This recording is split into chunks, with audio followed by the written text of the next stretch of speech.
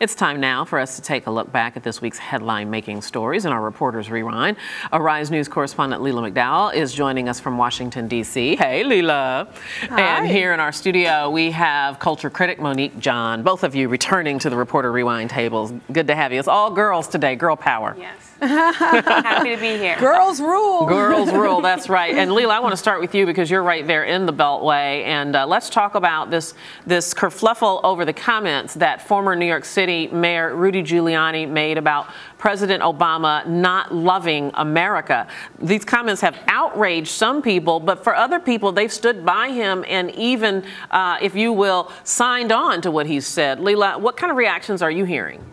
Well, we're hearing a lot of different reactions, as you said. Now, this is red meat for that Tea Party base. So for the representatives of the Tea Party, they're basically saying, look, you know, he had a right to say it. And we agree that his policies are apologetic for America. They're not the kind of patriotism that we want to see. Marco Rubio said something to that effect, even though he did say that he may not have chosen those particular words. But by and large, the Republican Party is saying no comment, even though there's some pressure now for them to condemn these remarks. Right now, there's a lot of reluctance to do so. Of course, on the other hand, Democrats and others are saying this is way beyond the pale and that it continues this attack on Obama as someone who is not quite American. He's always the other. Monique, what's your thought on this? I mean, what strikes me about this is I don't remember any other pundit or politician, from that matter, questioning the love of country of a sitting president.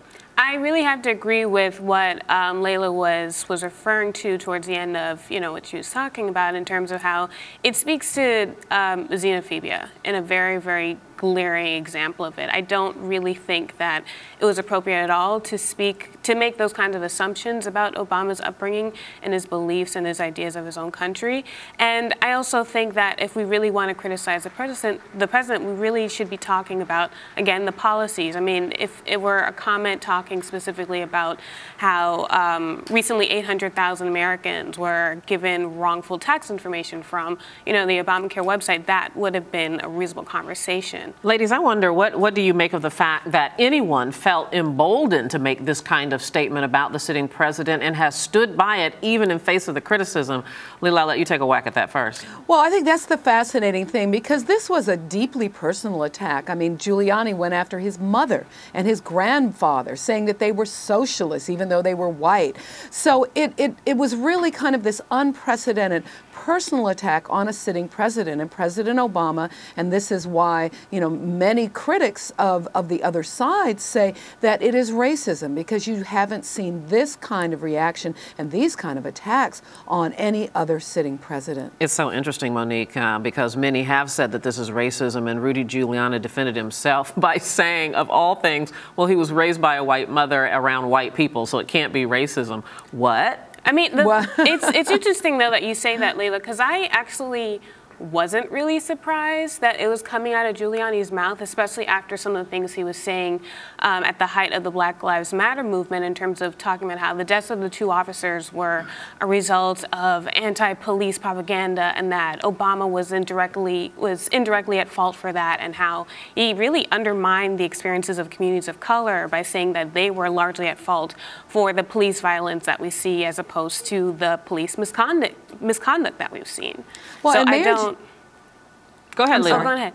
No, I was just going to say, Mary Giuliani, when he was mayor, you know, presided over a very divided city. He was a very polarizing figure. And if you remember, many of the police who were ultimately indicted in some police brutality cases were saying it's Giuliani time when they were allegedly abusing some of the people that they had arrested who were African American. So he's always been a polarizing figure, particularly around race. Yeah, you're right about that. Let's turn the page and quickly talk about one other subject before I let you ladies go, and that is, of course, now it has come to light, thanks to this Mother Jones article, that perhaps Bill O'Reilly has embellished his stories in telling of his war journalism, reporting in the war zone, particularly during the Falklands War. Monique, I'll start with you. What's your take on this? I think that this story directly speaks to, I guess, the internal struggle I've actually had with our traditional mainstream media platforms, particularly of broadcast TV, because you've seen time and time again these sources that have historically been upheld as being very credible. We've seen them numerous times tell us faulty information. And I don't think that, I mean, I realize that, Brian Williams has received an extreme amount of backlash for his comments. I wouldn't be surprised if the same thing happens to Bill O'Reilly in the upcoming days. But ultimately, I'm not really sure if this is actually going to end either of their careers, because they're getting eyeballs, they're getting click views. There's a profit, there's a there's a visibility that they're bringing with them in this, in these scandals, and to the networks that they're working for. And I don't think that, especially since Brian Williams wasn't ultimately fired, like he was just suspended for a period of time, for 6 months. I think the fact that they aren't just letting go of these people, I don't know, I kind of question if they're more concerned with holding on to those celebrities for the sake of that visibility and the advertising dollars and everything that comes along with that, as opposed to upholding the journalistic ethics that we expect them to uphold. Leila, I'm curious as to how you feel about this. Do you think that Brian Williams and Bill O'Reilly are considered equal when it comes to the importance of credibility, because they function very differently in broadcast journalism? That's right. And I want to say, when I was on the front lines at Falklands, I did not see Bill O'Reilly there. Of course, I'm just kidding. Duly noted.